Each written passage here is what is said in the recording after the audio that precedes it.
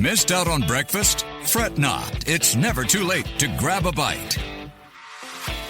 All right, let's talk about something that's shaking up the way we think about work and retirement. So let me ask you, Emaad, at what age do you think you're going to retire? Listen, I don't know what age I'm going to be around till, all right, first and foremost. Okay, let's put that aside. That's a different breakfast bite. But practically speaking, I would like to say, it's something around the 50s. Oh, around the 50s. Okay, Yeah. so 65 is the usual number that comes to mind for a lot of us, I think. Yep. But have you heard of the term micro-retiring? Not until you just mentioned it. Okay, so this is a trend that's picking up globally, but also here in Singapore. There was a feature on the Straits Times.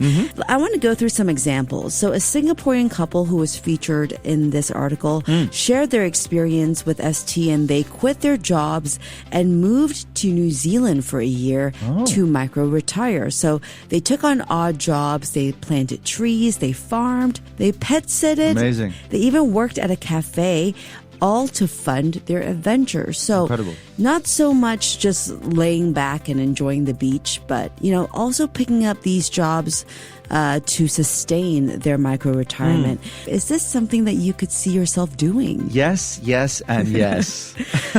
Now, I know what you're thinking. How are they affording this, right? Correct. Besides all this. They saved up $20,000 before leaving and rented out their HDB flat to cover their mortgage while they were away. What exactly is micro-retiring? Well, it's similar to a sabbatical. Okay. But instead of taking time off for career development, you take a break to do things that people usually wait until retirement for. We're talking about traveling, passion projects, volunteering. Yep. It can be anywhere from a few weeks to a couple of years, and the idea was actually made popular by this entrepreneur called Tim Ferriss in his book called The 4-Hour Work Week. Yes, and he also runs a podcast, right? I think so, yes. The Ferris wheel or something. Yeah, and he basically asked, why save all the fun for the end of your life? Which makes a lot of sense. Yeah. By the time you're 65, you're probably knackered and really tired. Too little, too late. Yeah. So young professionals are fully embracing this trend, unlike past generations who I think were focused on kind of climbing the career ladder and saving for the future. Gen Z and millennials are all about work-life balance and mental well-being. Yeah, I like that. So if you were to micro-retire, what option would you pick? I was going to ask you that. Oh, okay. Yeah, I think that now with kids, it's hard for me to picture a micro-retirement because kids got to eat, I got to keep working. But if I did have a choice, I have always loved to travel and to explore new places. Yep. The unventured path for me. So that's something that I would love to do. What about you? Travel for sure, and offer some kind of like a counseling service to help people Oh, that's who need great, like emotional Emaad. help, physical help with mental health, etc. Yeah. You do that for me. Should I be paying you? You should. We can take this conversation off air if you wish. Anyway, the pandemic also really hammered home the fact that life is unpredictable for some people. So why spend all of your good years grinding when you could be out there experiencing the world while you still have the energy? Absolutely. Yeah. So before you go and tell your boss, I quit, I'm off to live my best life, let's talk about some risks. First up, your career. So taking a break for months or years could mean missing out on promotions or key opportunities. Plus, tech is moving so fast that if you step away for a year, it may be harder for you to catch up when you're finally back. Right? Fair enough. Then there's money. Not everyone can afford to just pause their income.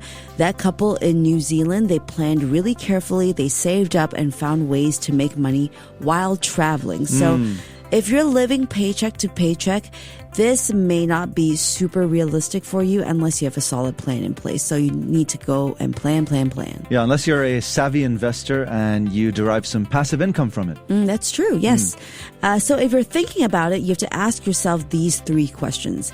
How long can I afford to take off? How will I cover my expenses? And what's my plan when I return to work? Yep. Right? 3 fundamental questions. Yes, and maybe full micro-retirement isn't for you.